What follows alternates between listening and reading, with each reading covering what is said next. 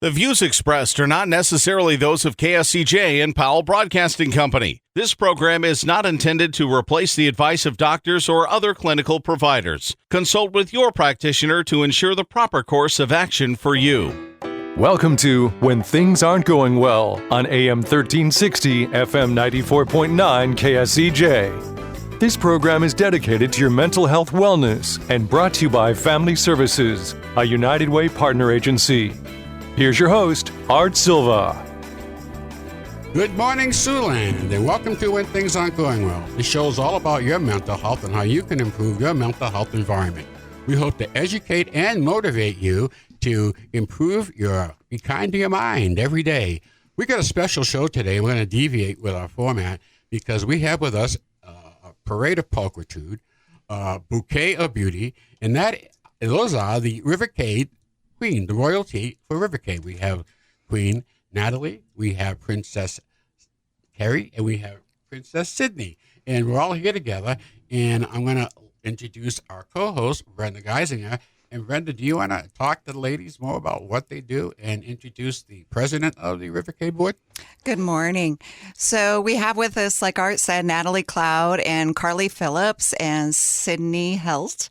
They are with the Rivercade and the royalty. So welcome, ladies. It's so nice to have you here. And then we also have with us Laura Vanderswag, who is the president of Rivercade and has been for quite some time. I know her in addition to that as being a board member with Boys and Girls Home, and she is a phenomenal leader. Laura, welcome. Well, thank you, Brenda. It's just a real pleasure to be here today. I am a native, and the only place I've ever lived is Siouxland. A hometown is Hull. I taught down at Westwood, and since that I've been in Sioux City and been in the world of education all my life at Morningside College and Western Iowa Tech. Hull. You are a Hull Comet. I'm a Boyden Hull Comet. Boyden Hull and I Comet. retired as a Witt Comet, so I think I was destined to be a Comet. All right. Okay. Stella. Absolutely Stella. So this is great having her with you today. And Laura, can you help us a little bit with the history of Rivercade and what this is a big one for us this year. Certainly, Art. This is the 60th anniversary or 60th birthday of Rivercade. It began in the fall of 1964. The city leaders were looking to celebrate the navigation of the Missouri and wanted a festival. So the first 2 years, that actually took place in October, and then it was moved to summer. The hallmarks of Rivercade are a parade, and that was one of the elements of the very first celebration.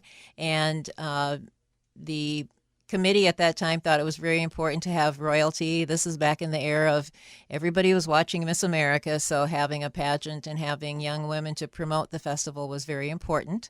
And at some point, I'm not sure when, I've been to the museum 3 times, but need to do a little more research. We did add the component of scholarships, and that's been a very important element to have because it really validates from Rivercade how important we feel higher education is for these young women. And just real pleased to be able to award those scholarships.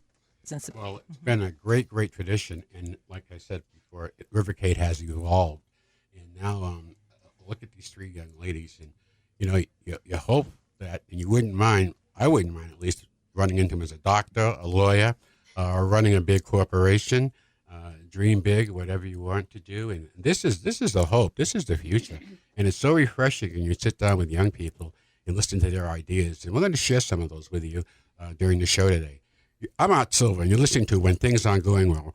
And on our show today, we have the Rivercade royalty, Natalie, Carrie, and Sydney, along with the Rivercade board president, Laura Vanderswag. So, Brenda, let's ask them a little bit about let's get into your college life and your mental wellness.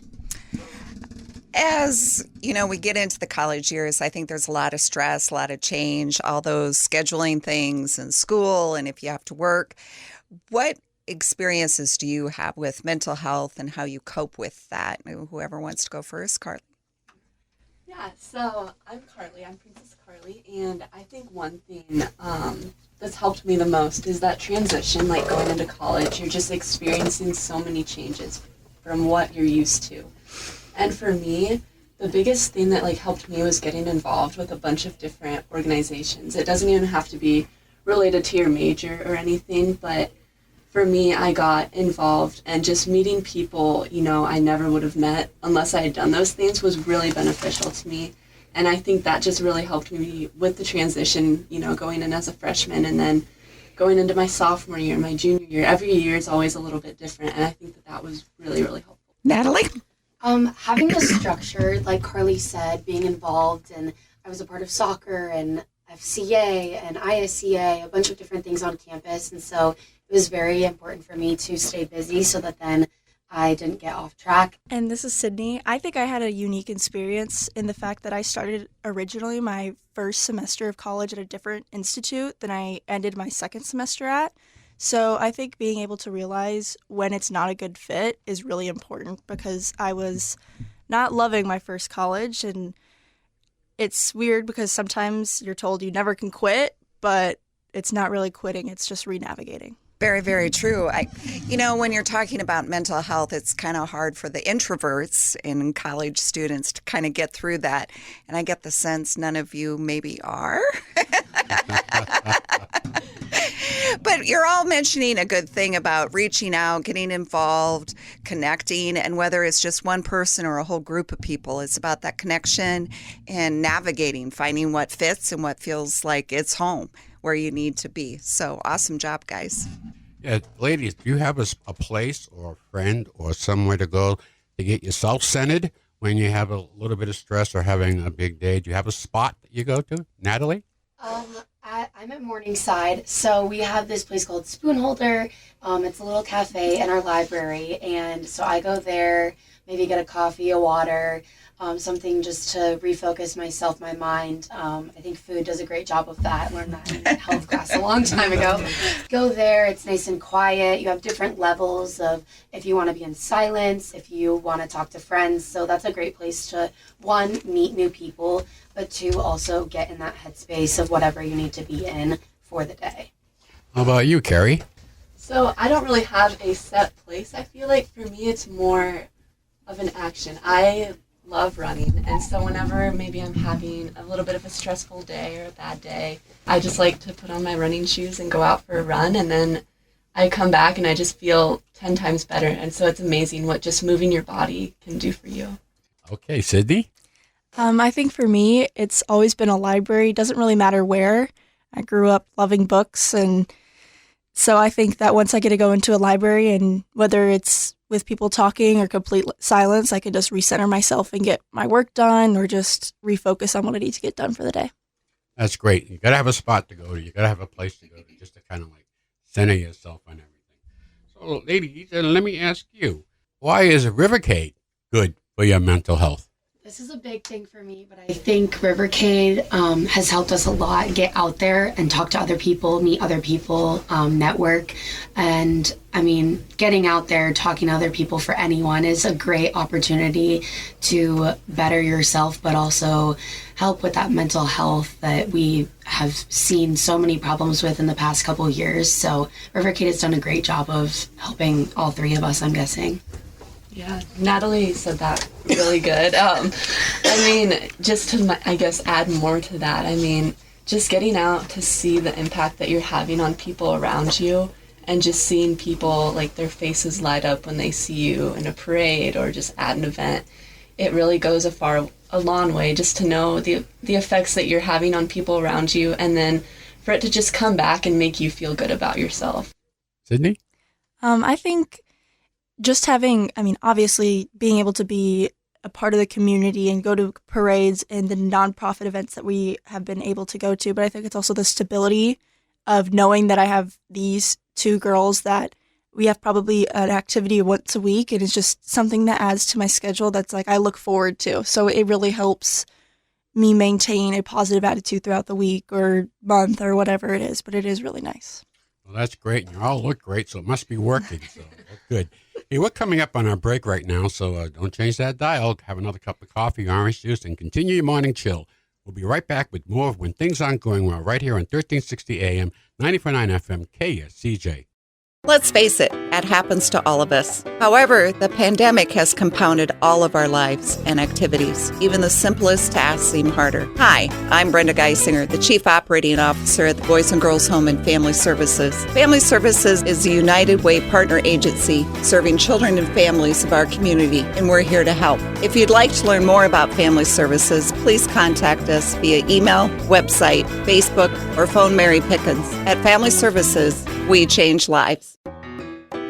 Welcome back to When Things Aren't Going Well on KSCJ. Here's Art Silva.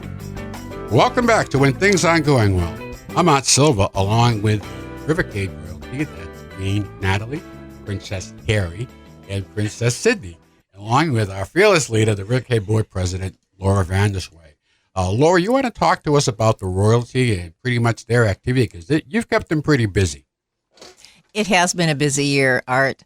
The opportunities for royalty have always been to promote Rivercade, and that has happened from the beginning. A lot of that through visibility in the community and in surrounding communities. And of course, a lot of the small towns have parades, or there's several parades here in Sioux City, and we just like them to getting out. Everybody loves a parade. So that way they can interact with people. It's children, young people that really respond to that, and just seeing the face of Rivercade and the name of Rivercade is important. One of the things we've done the last few years, which I feel is very important, is it's kind of a two-way street of a learning experience for the girls to be more involved in a lot of what are fundraisers around town. I also like to refer to them as friend raisers and awareness raisers, because we hear about a lot of the organizations, but sometimes we don't know that much about them. And you mentioned, Art, I've been involved with Boys and Girls Home and Family Services a long time as a board member. Last fall, these young women had the opportunity to attend that dinner, and the keynote speaker, and they may want to talk about that later, was on mental health. So that was a good learning opportunity. They also attended the event for Lila May's House, which deals with sex trafficking, providing a safe place for survivors of that. And then they had the opportunity to go to a prom for young adults with all abilities and be a buddy. So those are just some of the things that have a two-way opportunity to promote Rivercade. But I think these have been learning experiences for them to see another dimension inside of Siouxland. That's excellent. And one thing as they go forward, Rivercade and the royalty is so important, because I want to talk about reconnect. And reconnect, small R, big connect. The pandemic has wounded us. We've lost the ability, the art of communication. We've been separated. We go online. So what I'd like to see people do, and I'll ask other agencies in town, pick 3 or 4 people out there that you'll go visit once a month. It can be coffee, it can be lunch, it can be drinks, dinner, but no phone call unless it's an emergency or something. But try to reconnect face-to-face with people and spread the love. I mean, that's how we do it. We've isolated ourselves, and in doing so, we've weakened ourselves. I feel so confident, because I hope you ladies carry your compassion as you go forward in your careers. It's that basic, and it's just sitting down with somebody face-to-face. You look them in the eye and just talk. It's that easy. We've gotten away from that. So let's all get out there and reconnect. And I think the Rivercade Royalty has done an excellent job. We couldn't find better representation with young ladies in this community that have gone out there and reached out. You know what I've learned a little bit more about because of you ladies? 4-H. I've learned about some of these organizations out there that I really wasn't aware of. And so I really love your reach, your spectrum, your scope. Brenda, let me ask you. We deal with a lot of children that have aspirations in their role model. What do you think of this royalty as role models for our girls that we have right now? I think women today are really being empowered and ready to explore and to reach out. And these women are exemplifying that trait. Their beauty really is just shining through their hearts and their confidence. And you can just tell that they're not afraid of anything. I can only imagine being their age and being asked to talk on a radio show. And I would say, yeah, no, that's not happening. I'm in my 50s and I struggle with it. So I'm so impressed with their confidence and willing to reach out there. And I think that just speaks volume of the scholarship that's provided through Rivercade and their willingness to empower women to reach for their goals and find their place. That's wonderful. A lot of hope. So now let's get to you three ladies. I've asked you earlier to think about your funniest Rivercade moment. But before we do that, I want to talk, Laura, do you want to tell about this Royal Tea coming up? This is something brand new, and it's this afternoon. It's this morning, really. But Laura, talk about the Royal Tea. Yeah, the Royal Tea is a very special event. We haven't had anything quite like this in the 60 years of Rivercade. We've on some significant years that we're celebrating anniversaries, 25, 50. We've had some receptions and have invited royalty back to maybe ride in the parade. But this is probably the first time we've had a luncheon, and it came about in a way rather quickly. It took us until February to figure out this was going to be our 60th year, which doesn't maybe speak well of us, but there was kind of some debate. And then we came to the conclusion, yes, it started in 64. This is the beginning of our 60th year. So very quickly, we had a small committee that came together and thought, well, should we do something informal, casual, and then finally decided on the luncheon. And knowing summers are busy, weekends are precious, not even thinking at the time, remembering that it's the kickoff of Ragbri, which makes it extra busy in Sioux City.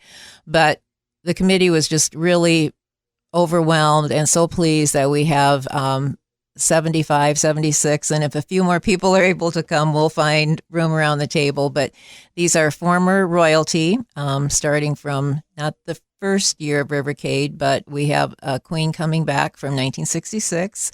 We have representation from every decade. We're also pleased that some of the chaperones, which are very important to the whole process, are able to come back.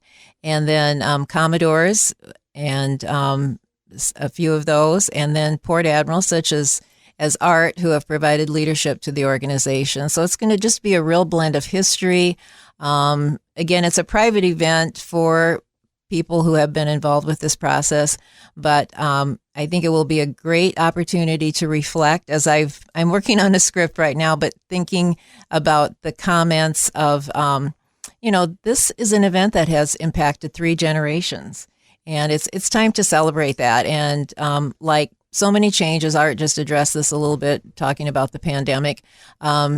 Where do we go from here in terms of events are refocused, events are different, but the importance of getting together, seeing one another face to face with events like Rivercade is able to provide are so important. And sometimes people need to relearn that. So I think it's just a good starting point.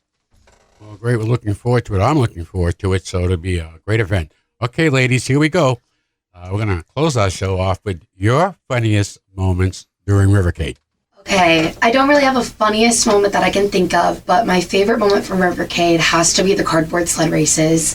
I'm going to be a teacher in the future, and seeing the kids using their creativity and their imagination was just amazing to watch them grow, even if it was just for a couple of hours. The light in their eyes was just amazing to see, and we're affecting the littles, but also the older generation. So it's probably my favorite moment. Gary? I would say, so at the Bluegrass Festival, I somehow ended up leading a train of like a bunch of people, and we were just, there's live music going on, and we were just... Yeah, all right. Okay, Sydney? There's probably not a time that we're not laughing about something ridiculous. So I think that's easy, that we're always laughing. But I think one of my favorite time that made me laugh was when we promptly told Natalie that we were not going to wear formal gowns in a parade very close to the parade. Had we not informed her of this, we probably would have shown up in sundresses and she would have been in a nice formal gown. But that just made me laugh because we were very confused on where this formal gown came from. But yeah, that made me laugh. I actually had one on and took it off after I saw that message. So, yes. Oh, just in the nick of time. Well, this has been an absolute pleasure today. So I want to thank you ladies for coming in and sharing with us. Laura, thank you very much. Brenda, as usual, thank you for your help. Our Rivercade teas today. It's been a wonderful Rivercade, but as Natalie pointed out with the sled races, Rivercade started all the way back in February. And so it goes all the way through. And we have River Signs coming up in September. So great, a lot of things going on in Sioux City. So this has been a great show. I appreciate everybody's listening. Thank you to our listening audience. When things aren't going well, we'll be back next Saturday morning right here at 7 o'clock on KSCJ 94.9 FM, 1360 AM. Have a great week and be kind to your mind. Happy trails to you until we meet again. Happy trails to you. Keep smiling until then. Happy trails to you till we meet again.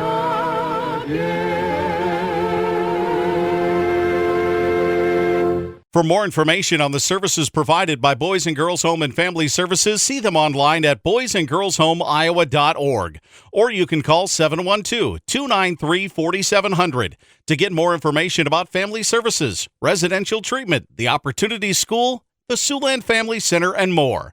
At Boys and Girls Home and Family Services, we change lives. We change lives. We change lives.